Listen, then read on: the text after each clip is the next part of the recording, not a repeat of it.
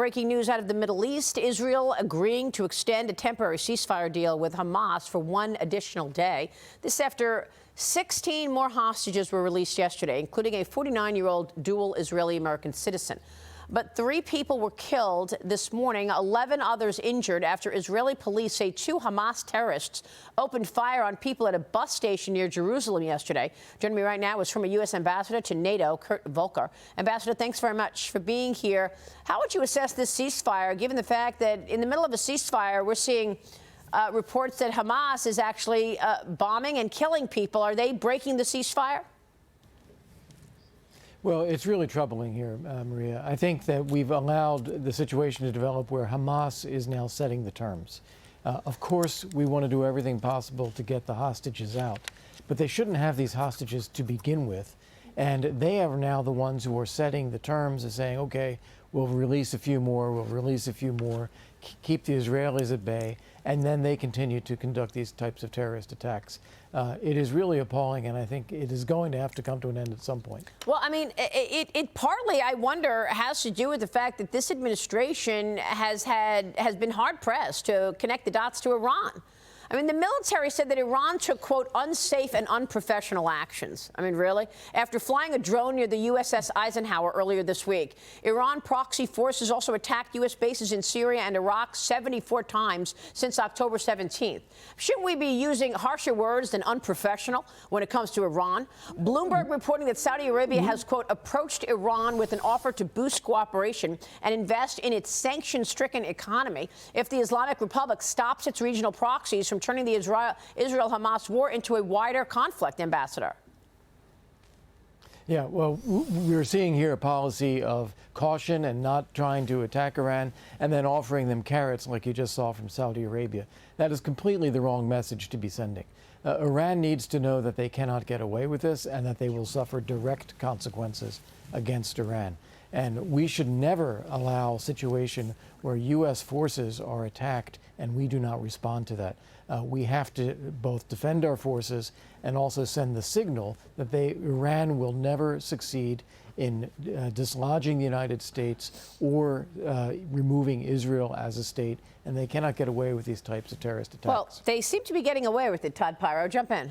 Ambassador, that is clearly the #1 takeaway, everything you just mentioned with regard to Iran. My other concern is Saudi Arabia's got a lot of money. If they start investing in Iran, inevitably, you agree that that money is going to be used to fund terror. It's not going to be used for infrastructure and to allow, the common person in Iran to live a better life. It's going to be funneled back eventually in an indirect way into terrorism, right?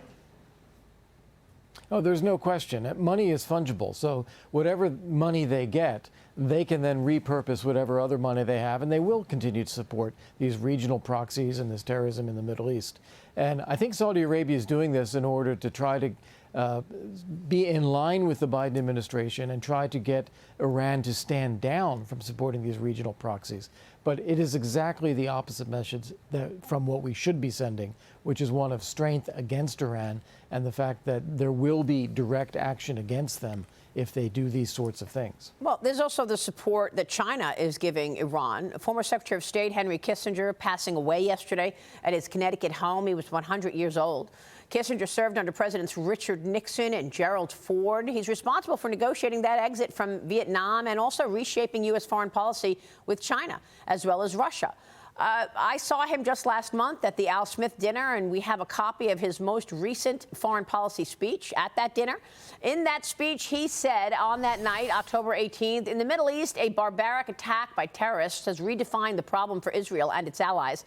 Past progress in the region was always dependent on direct and American diplomacy, active American diplomacy, and the United States must revitalize its historic role over time, but that requires America to recognize that while Jerusalem renews its contribution to a lasting regional order, there will be no durable peace so long as Iran surrounds Israel with tens of thousands of advanced weapons.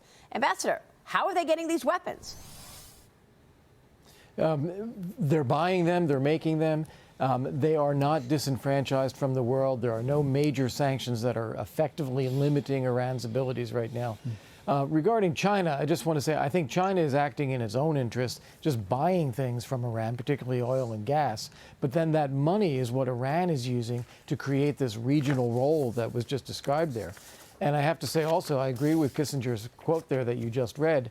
The essence of it, though, is that American diplomacy rests on American power. And if we are not willing to put the power in place and be willing to use it, then the diplomacy is just words. Well, I think that's a great point you make. And I spoke with Michael Mullen recently, the former chairman of the Joint Chiefs of Staff, who said, look, if you really want to keep Iran in check or even China in check, you've got to be visible. You've got to be out there. You've got to ensure that these adversaries understand America will act. We're not doing any of that. No, that's exactly right. And let's not forget, Iran is acting.